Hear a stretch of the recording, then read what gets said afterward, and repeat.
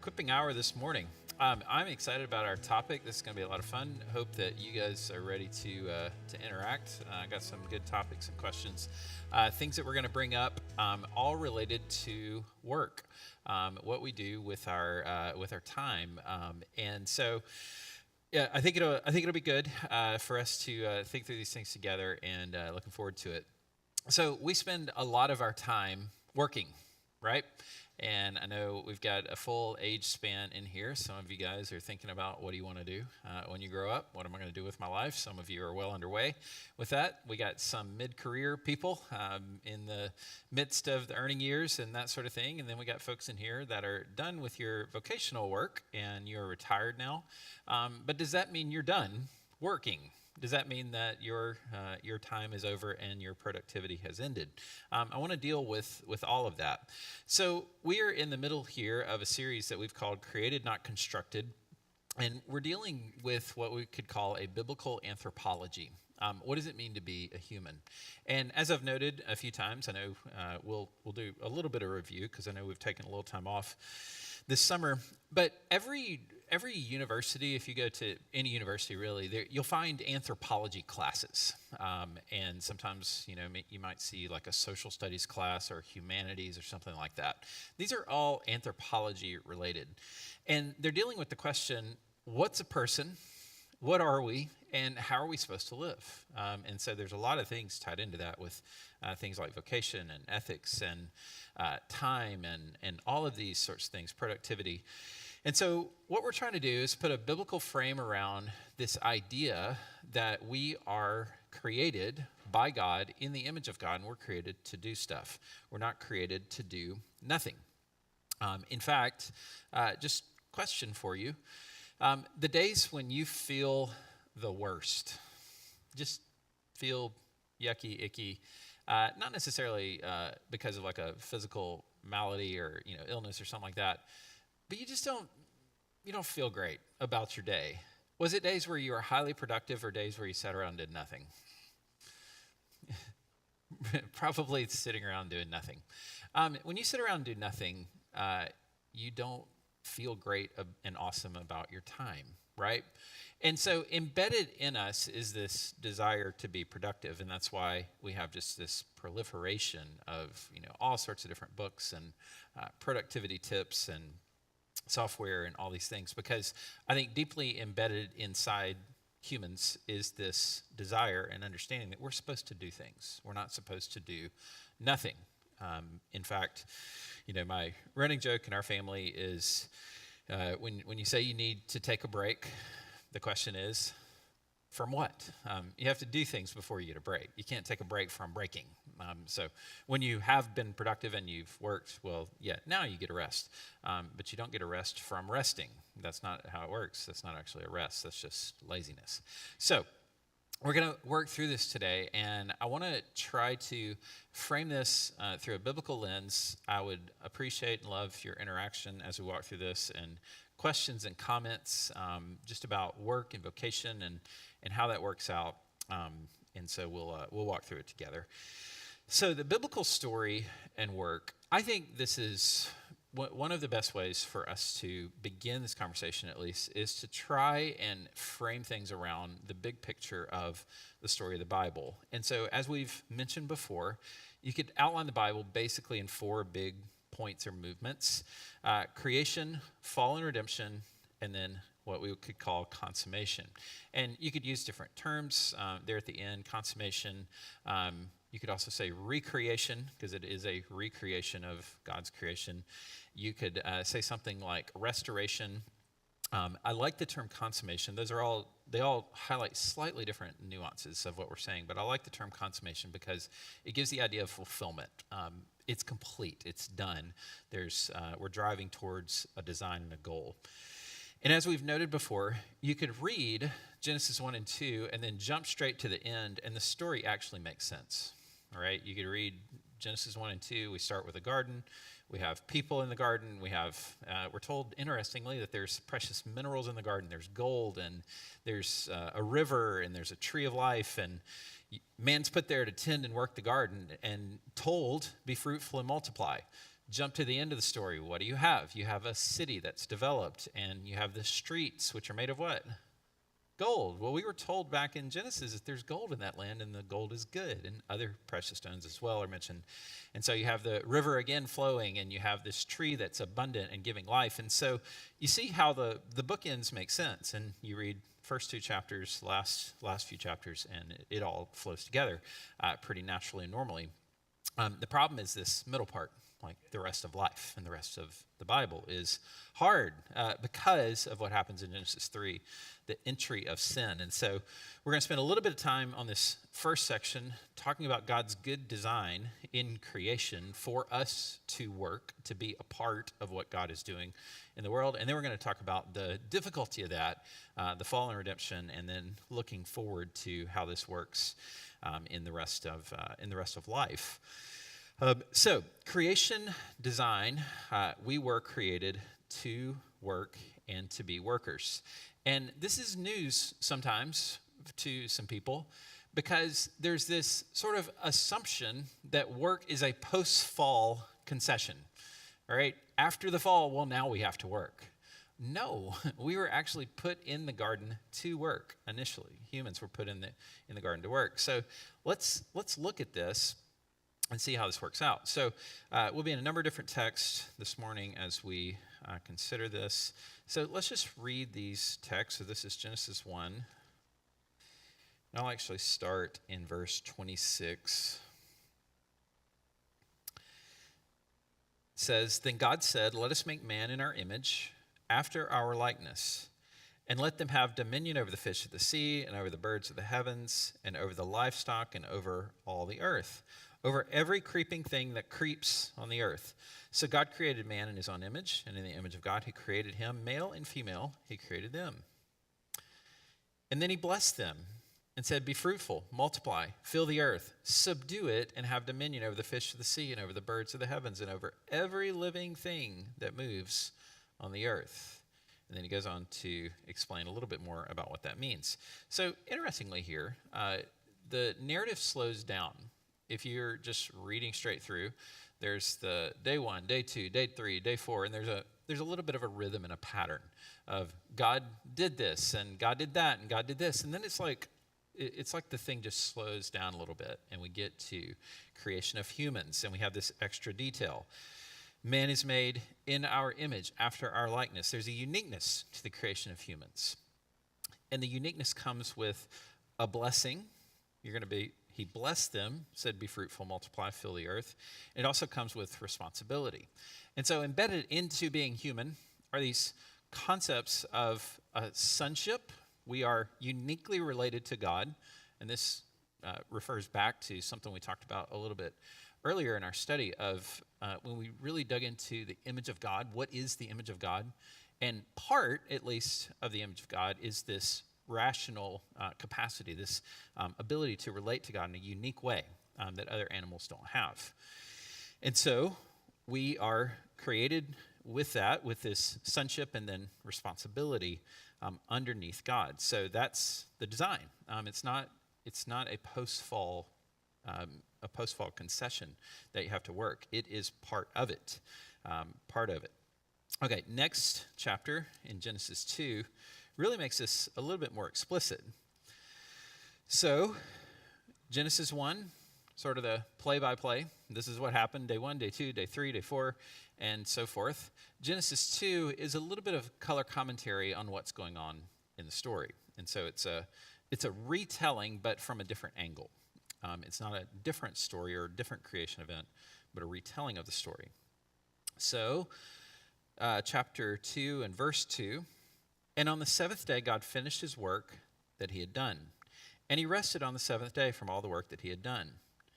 So God blessed the seventh day and made it holy, because on it God rested from all his work that he had done in creation." Then let's jump down to verse 5. So creation is done. There's the Sabbath is introduced here. God rested on the seventh day. And then he goes back to tell the story of the creation of humans.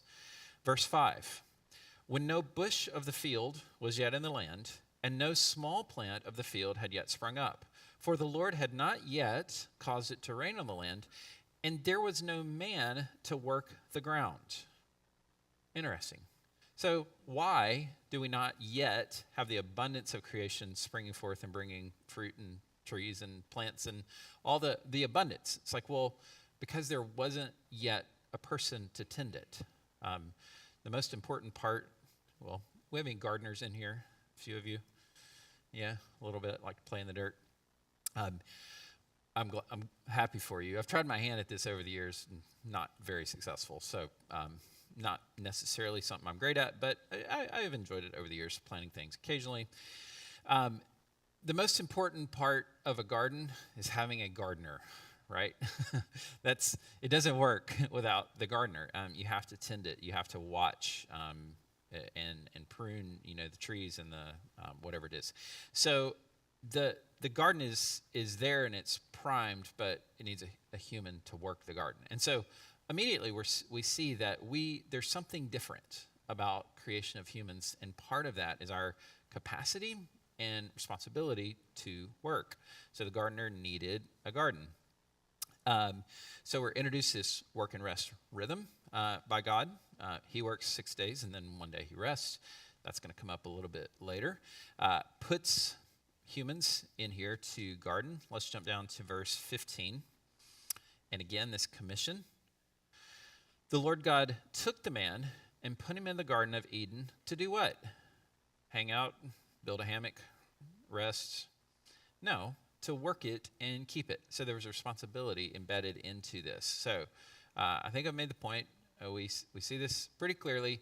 Humans were not created to do nothing. We were created to work.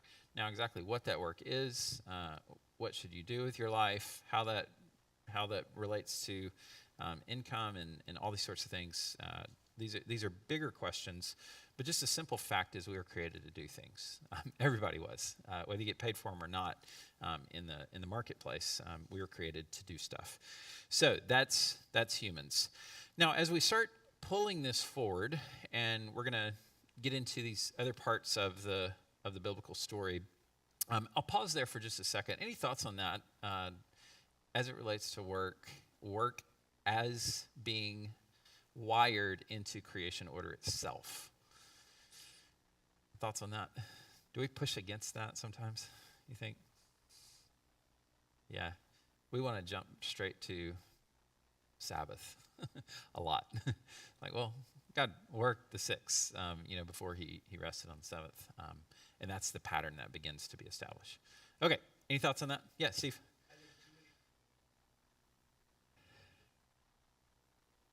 Yeah. Yeah. Right. So are you talking more about just the, like Sabbath principle kind of thing, resting? Yeah. We'll interact with that a little bit later. Yeah. That's important. It's important. And you're actually more productive when you rest, ironically. It's, a lot of, we're learning this more and more, studies, different things.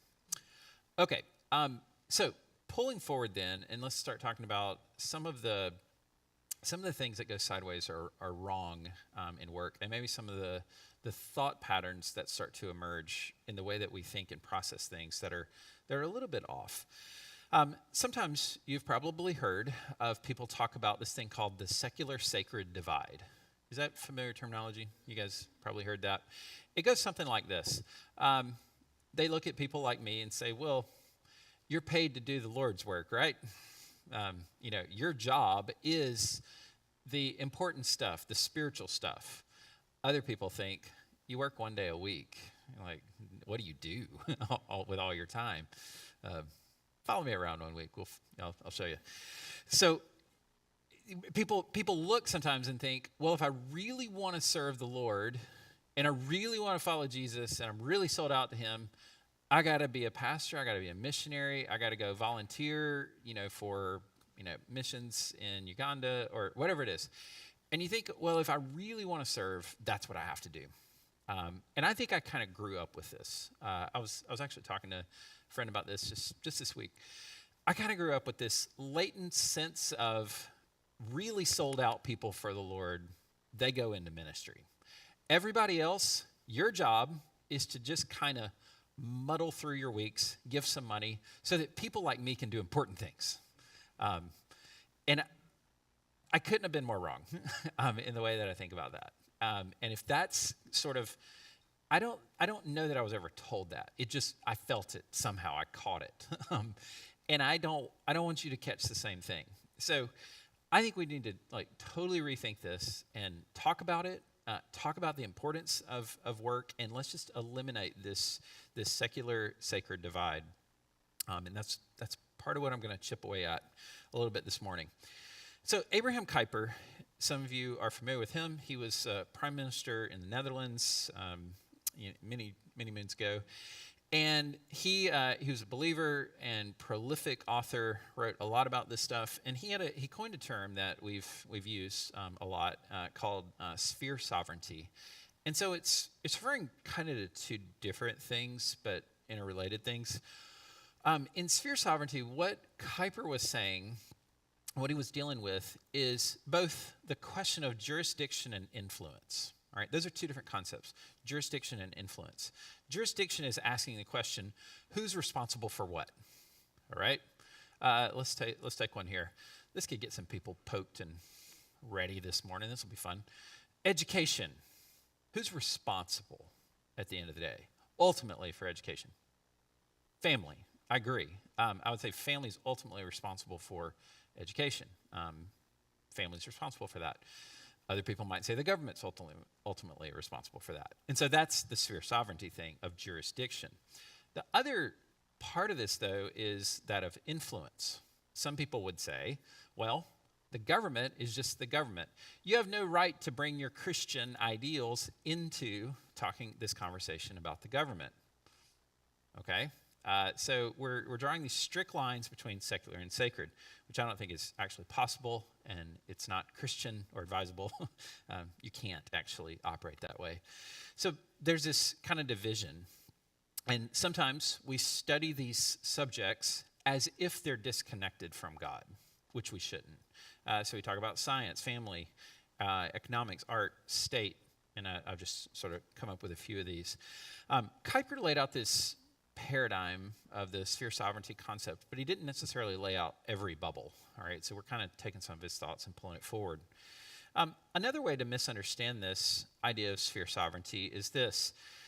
It's to say God rules through the church. All right, so things like art, state, economics, family, it goes through the church. So God rules directly over his church, and the church should have their fingers in all of these things. That's not exactly what Kuyper was saying either. And this is where this is deeply embedded in the way that we think, but it hasn't always been this way. This concept of the separation of church and state, which was never meant to be a separation of God and government. It was meant to be the prohibition of a state church, telling people what they have to believe. So that's a different thing.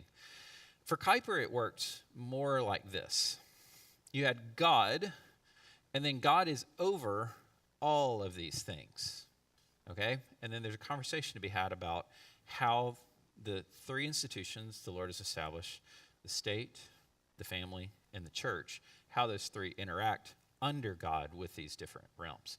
And you could probably draw 20 more of these bubbles. This is just a sampling. And so God then is over all things. And Kuyper has this famous quote about how Christ, who is sovereign over all, there's not one square inch over which he does not cry, I am sovereign, this is mine. And so that's how God should influence all of these sorts of things. So let's eliminate this divide, secular versus sacred. Your work is not distinct from your serving Christ. We need to get that right, and we need to get that down. So I have something I wrote out here, and I normally don't script much for Equipping Hour because it's more conversational, and I enjoy that. But I wrote this out because I wanted to try to really communicate exactly what I was trying to say and not say what I was not trying to say with this. So tell me what you think of this. The traditional Christian statement that our priorities should be God, family, church, and work is flawed. I think we need to rethink this. This could make us think of life like a pie. God gets a slice, family, church, and work get slices too. But what does that lead people to? People could easily think church is more important than work, but then spend a lot more time at work than in church. I think some people live with this latent guilt that is unwarranted. The goal isn't balance, per se, or even asset allocation, but integration. I'll explain that in a minute. Even the term Christian life could lead us to think we have another life that isn't connected to Christ. I know that's challenging some paradigms here, but I want you to think about it and push back, and let's think through it. So, clarification on this. My challenge to traditional priorities isn't meant to say that our time allocation should be the same every day or every season.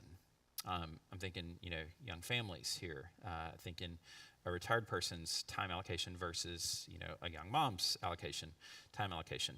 Some seasons necessitate one area gets more time or attention or even finances than others. Seasonality may be the secret weapon. And I've grown to really adopt and love this concept of seasonality. And something about the way my mind and just my workflow in life, I enjoy seasonality. I enjoy intense seasons of work, and I enjoy taking the foot off the gas and letting it coast, for a day or two.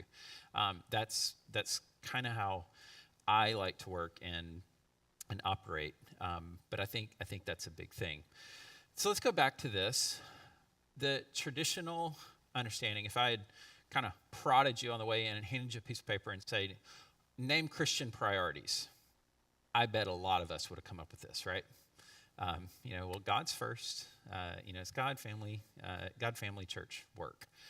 But then you go spend 60 hours at work, and how much time did you spend at your church this week? A couple if you're doing good. And so there's a disproportionate thing going on here. Or you might say, the Lord's work is the most important. But my guess, even in the room here this morning, well, I don't know. I don't know everybody's personal, situation. But I think on the whole, let's say that, a lot of your money goes towards your house. Is that because your house is the most important thing? No, it's because it's what it costs you to live on this earth, right? You're paying a mortgage or you're paying rent, and it's expensive, isn't it? I know. It's expensive. And you say, well, I should, if my priorities are this, then, well, my time and money should be allocated, weighted in that way. It's not that. It's not that. Don't get caught in that loop. It's not an ordering in terms of that. You can't necessarily dictate that. So what I'm saying is what we need to think through is this life of integration. What does it mean that God is sovereign and I go to work and I go do business and I go take care of patients, at the hospital, or I go to teach people how to drive ships, or I go to whatever it is that you do? How is it that we bring an understanding that God is sovereign into all of those realms, as opposed to slicing this up so that I can just work to get to the weekend so that I can come worship? Because that's the actual important stuff. I think that's a false dichotomy. All right, thoughts on that? Agree, disagree, pushback? Yep.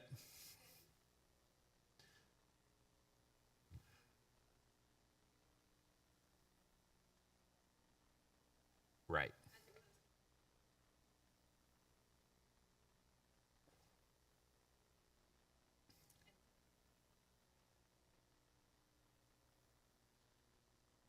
It is, yeah.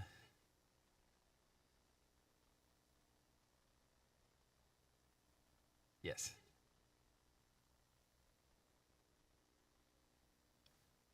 Yep. Yep. I grew up. I grew up, and I heard this a lot. Show me your calendar and your wallet, your checkbook, and I'll show you where your priorities are. It's like, what would that say about me? It would say I like to live and eat. Like, that's what my bank account would currently. That's the story it would tell you, because that's what our money has to go to. So it's not that simple.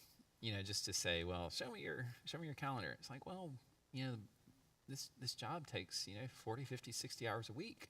Um, so is there a way to integrate what we're talking about into that as opposed to creating this separate slice? That's it. Jeff?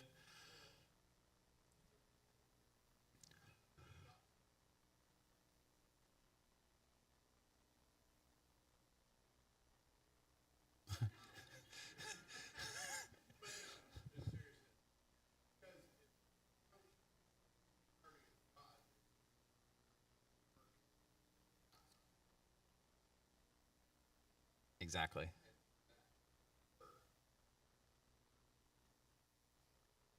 Yep.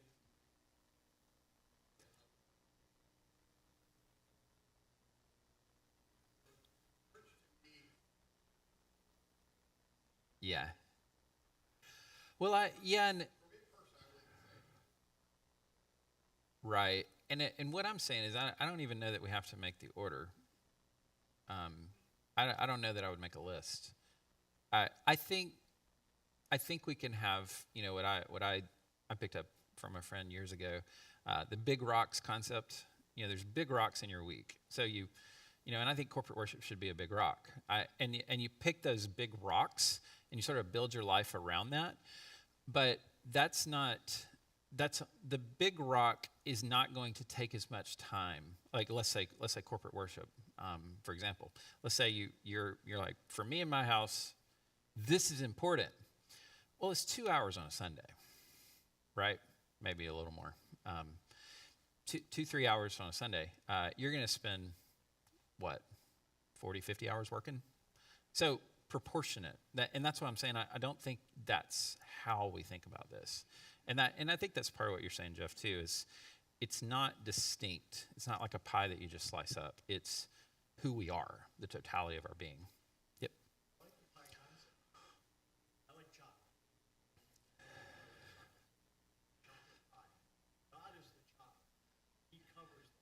Yeah. It's like it's baked. The ingredients are all together. Yeah, Scott.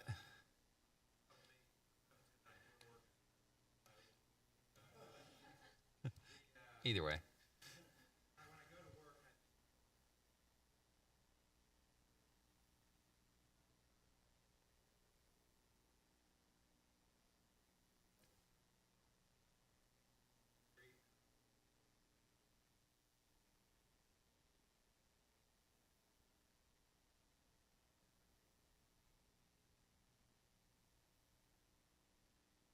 Yeah.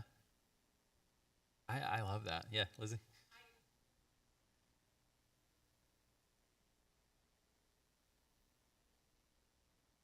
Vocation. Yeah.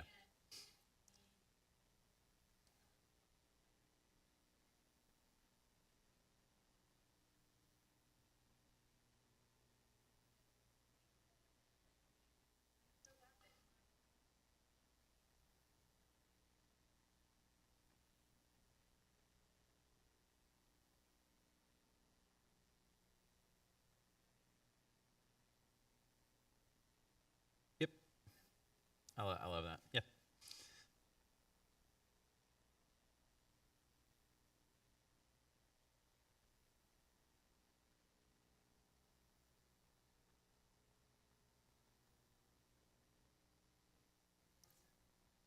Entering your mission field. Yeah. Gathering, scattering. Right. Yeah, it's part of the mission. And I think that's right. Yeah, Tammy.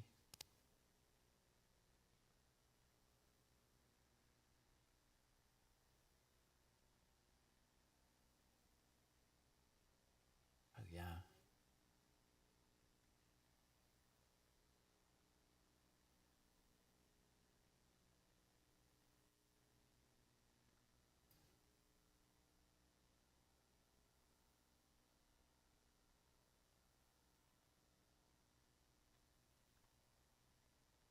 Mm. Yep. I. That's a really good point. I think there's some jobs that Christians aren't going to be able to do in this world. I think that's true, and I think we need to come to grips with that. Yeah, Sarah.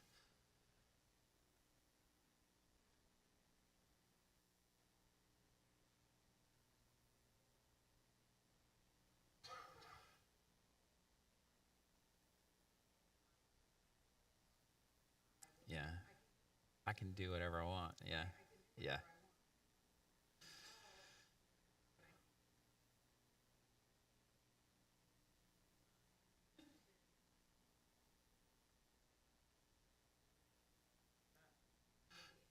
That's exactly it. And I had another sentence in here that I took out about like the rocks kind of concept. They're just getting a little long, but I think to me that's part of what I was addressing, at least with seasonality. Um, your I'll speak to the dads for a moment.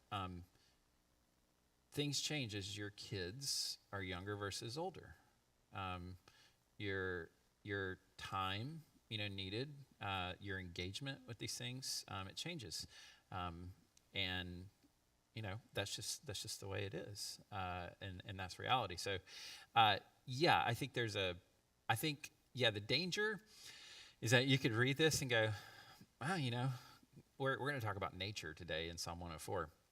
And some people are like, I mean, I really enjoy nature and I see God's handiwork at work. So I should probably just go to the beach every Sunday because it reminds me of God. Um, I think you missed something. I think you're misunderstanding there. So yeah, I think, but that's what we do, right? We can take a good thing and twist it to something off, and it doesn't start like off by orders of magnitude. It starts off with little trajectories and little decisions that we make. So that's what I'm saying. Yep.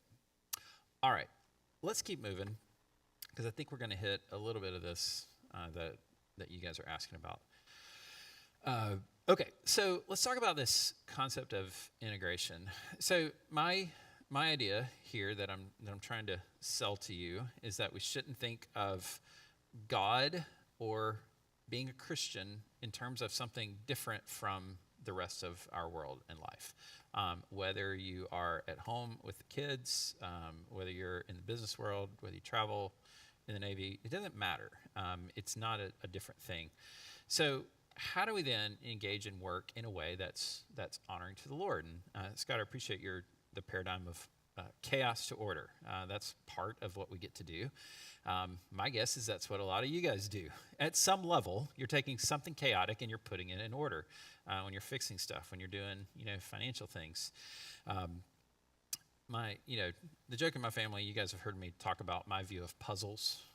Some of you love doing puzzles, and I think it's this like chaos to order thing. And my thing is, like, I spend a lot of my life trying to take chaotic things and putting it in order. I don't need to do it for a hobby. Like, it's just not really, like, if you want the picture together, why'd you cut it up? I don't understand. It, not for me. But I get it, because there is something about taking the chaos and turning it into order. So that's part of it. The ways that we can integrate, think godly about our work is things like diligence and work. We'll talk a little bit more about that in just a moment. We see that there's things that are embedded into the scriptures like property ownership, having things, having possessions, which we'll see more of that. There's this idea of multiplication. So there is no biblical model of thou shalt order your economy after these principles. There's not necessarily that, but we do see these sort of traces and hints of the idea that business is good, business and integrating God into that and with character and diligence and things like that. I'm going to skip past that. So Wayne Grudem wrote a little book called Business for the Glory of God. It's really helpful, and he goes through just kind of making a case for why business is good and how Christians can and should engage in that. And these are the things that he deals with. I want to move into what we're all feeling and in some sense have talked about already, and that's the fall. The difficulty that comes after the fall. And so we looked and saw that work exists before the fall, but it gets frustrating and different after the fall. So this is Genesis 3, after Adam and Eve have sinned. Genesis 3:17. And to Adam, this is the curse that's being delivered. He doesn't curse Adam. He doesn't curse humans. The ground is cursed, which is an important distinction. He says, because you listened to the voice of your wife and have eaten of the tree of which I commanded you, you shall not eat of it. Cursed is the ground because of you. Okay, what's that mean? It means in pain you shall eat of it all the days of your life. Thorns and thistles it shall bring forth for you, and you shall eat the plants of the field. By the sweat of your face you shall eat bread till you return to the ground. For out of it you were taken, for you are dust, and to dust you shall return. So a lot going on there. The ground is now cursed, and you're going to still work it. It's going to work. The world is still an abundant, fruitful place. We'll see that in Psalm 104 this morning. It still works. We still have crops. We still grow apples. But now, instead of only getting, the green beans in your green bean patch, you're going to get dollarweed and, whatever else, the little prickly things. It becomes hard. And so we have sweating and pain and idolatry, and all these things get brought into our work and what we're trying to do. And then we have us. We have us as well, and we can idolize our work. We can turn this into all sorts of things. We can have work avoidance. We can find our identity in our work, and this is a huge problem. We can try to justify ourselves, and we can try to find meaning in our work. I had a friend. He was a senior VP at BP, big oil company, and I remember him talking a little bit about. It was a time he was managing a number of different employees, and one of his younger new hires came to him and said, I'm just not finding fulfillment in my work.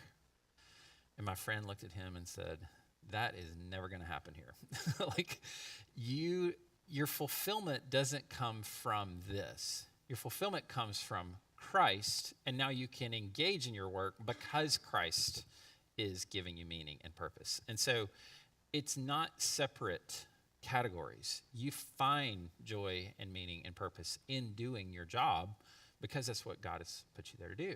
And this is a little bit of what you were getting at a second ago, Lizzie, when you were saying, you're distinguishing occupation and vocation. Vocation has the idea of calling. Occupation is, this is what I'm doing, right? And so that when you have to engage in things that you don't necessarily love, but that's not where you find meaning. You find meaning in Christ, and now you engage in these other things that are part of the work that you have to do. I'm not sure that Adam, the original Adam, found great joy and satisfaction in whacking briars after the fall. I'm not sure he came home at night and said, wow, I found so much meaning and purpose today, in the briars. It's not that. He found meaning and purpose in God has created me to be a steward and caretaker of the world that God has made.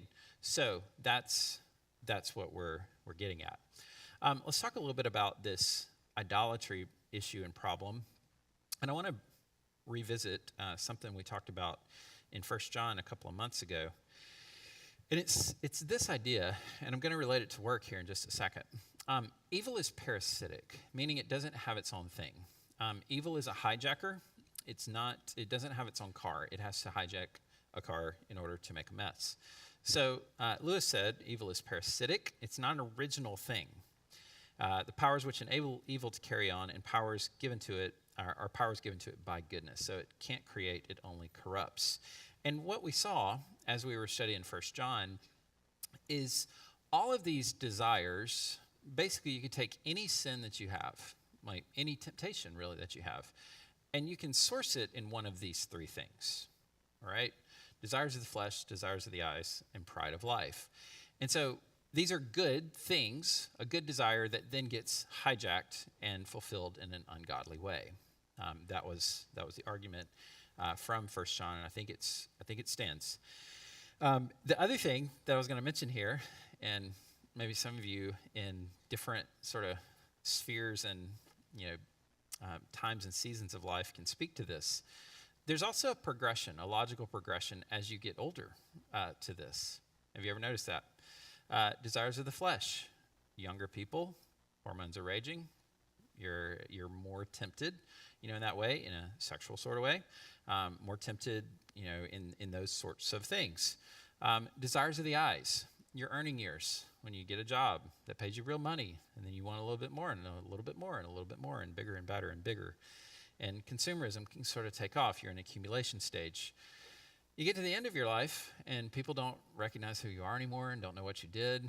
You're retired, and you can have trouble finding, who am I now? What am I supposed to be doing? I woke up every day, and I had to go to work, and now I don't.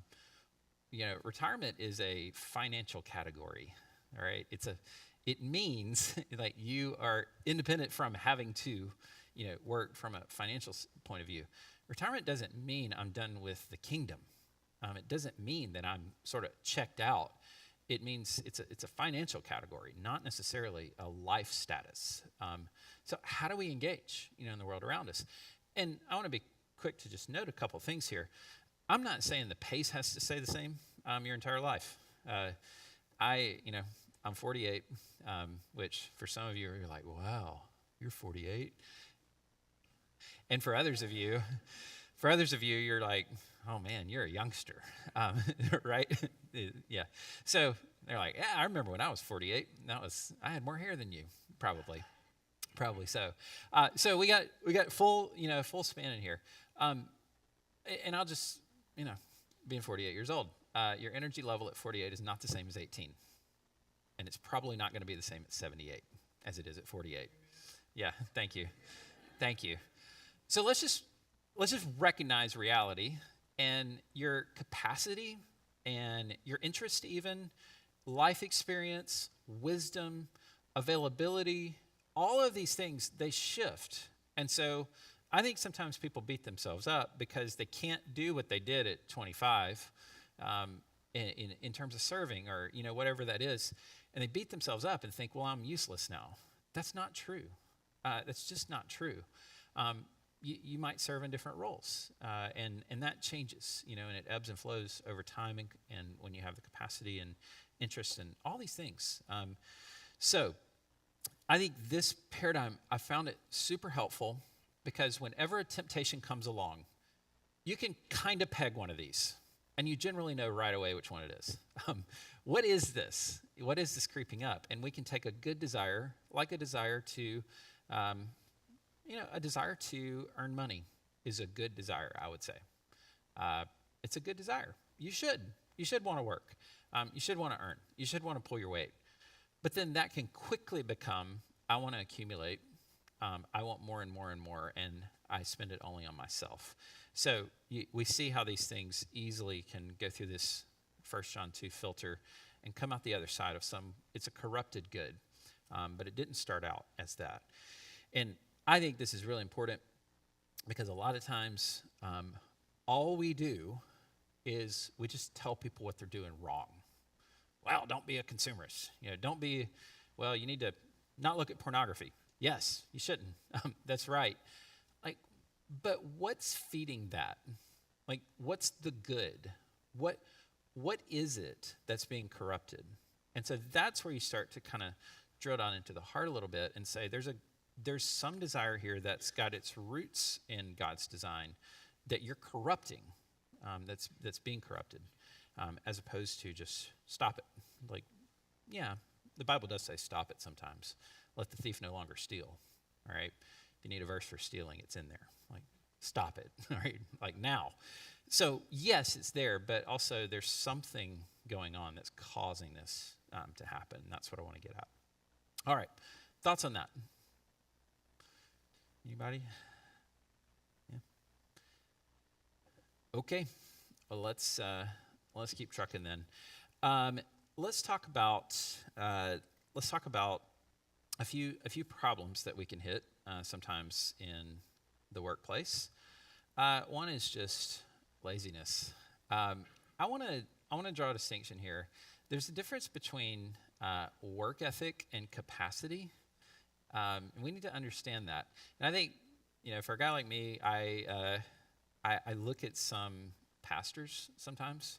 I look at, the Al Mohlers of the world, and I'm like, he read 14 books before breakfast. I don't understand what just happened. And you can look at some of these people that have, it seems, endless capacity and think it's supposed to look like that. Maybe not. maybe not for you. So I think you need to know your capacity and then take care of the work ethic. And again, you can't take a break if you didn't do anything. So Solomon instructs his son, go to the ant, you sluggard. Like, look at the ant. They're working, they're gathering, they're taking initiative. And so there's lessons there. Paul even went so far as to say, if a man doesn't work or can't work, isn't working, don't let him eat. If he's not willing to work is the phrasing. I should get that right. If he's not willing to work, don't let him eat. Well, what does that mean? Does that mean if you're like incapacitated in some way and you're not able to produce, you shouldn't be able to be fed? Of course not. It's you're not willing to work. Of course, there's times and places where we have to care for those who can't, and so that's part of the design. But Paul's not addressing them necessarily right there. What he's addressing is the people who are just being lazy and trying to freeload and live off others. He's like, no, go get to work. You're supposed to provide. Provide for family, provide for those who are under your care. And then there's a spiritual aspect to this too, of don't be sluggish. Work towards spiritual maturity. There's a certain effort that's involved in what we would call sanctification. So not everybody has the same capacity, but we should all have what I'll call a robust work ethic. And I think you got to figure that out. You got to figure that out for you and what that looks like, what that is. We should all be, striving to use our time, talent, energy for the Lord in whatever capacity that is, whether you're retired or in the mid-working, years of your life, or you're looking at what am I going to do, when I grow up. Either way. So let's talk a little bit more about how this works its way out at work. And I'm talking particularly like, in the work that we're doing, which I appreciated Tiana's point. It's not necessarily just going outside the home. This can be in the context of what we're doing as well. So back to this issue I raised earlier of this secular sacred divide, dividing out our lives and thinking, well, I have spiritual things and then I have other things. I don't like that distinction. So we do get to share the gospel with people. And a lot of times work provides that place to do it. Praise the Lord for that. But that's not all there is. We want to take advantage of those opportunities, but that's not all that there is to work. We also live in a way that we could say adorns the gospel, as Paul said it in Ephesians 4. Adorning the gospel. Sometimes you're going to get a great opportunity to share Christ with somebody. Sometimes you just need to put your head down and get to work, and that opportunity may come at another time, but you're going to do a good job today for the glory of God with your spreadsheets or whatever you're working on. Or taking care of the kids, that sort of thing. It's just part of it. Let's talk about this. There's two other things I want to get to here in our last couple of minutes. One is, as this relates to resources, a very important passage in 1 Timothy chapter 6. 1 Timothy 6, and I'll read verse 17, start there.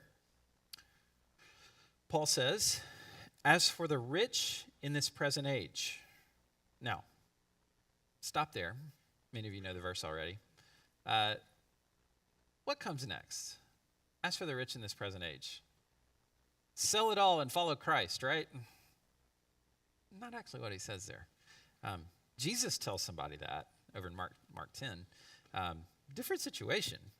He says, as for the rich in this present age, charge them not to be haughty, don't become conceited, nor to set their hopes on the uncertainty of riches, but on God. All right, so it's a heart issue, not necessarily a net worth issue. Who richly provides us with everything to enjoy. You need to remember that it came from God. Whatever you have, whether that's a lot or a little, it came from God. So what are they to do? What are the rich to do? They are to do good, to be rich in good works, to be generous, ready to share, thus storing up, this is amazing, thus storing up treasure for themselves as a good foundation for the future so that they may take hold of that which is truly life. So to be rich in good works, generous, ready to share. If you have a little bit of extra, be rich in good works, generous, ready to share. all right? Ephesians 4, the passage I mentioned earlier, it says, let the thief no longer steal, but go, work with your hands so that he may earn a living and be able to share with those who have need. You need a good motivation for going to work? Go to work so that you can have a little something to share. And sometimes we're on both sides of that. Able to give, and sometimes needing help from others who are able to help. Work and rest cycles. I'll end with this. I do think this is very important. Work and rest cycles. You can go kind of two different directions. Some people really struggle with being workaholics and just can't turn it off. Some people struggle with motivation and being diligent about your work. They both are important, and they both have their own. They both have their answer in this idea of work and rest cycles. And here's a big question that I shouldn't pose with 2 minutes left for our time today, but I'll just throw it out anyways. Has technology made us work more or less? What's that? Yeah, Lizzie.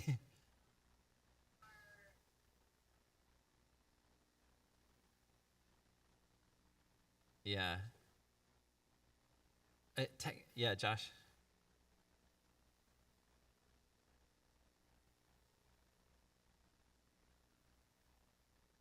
That's the problem.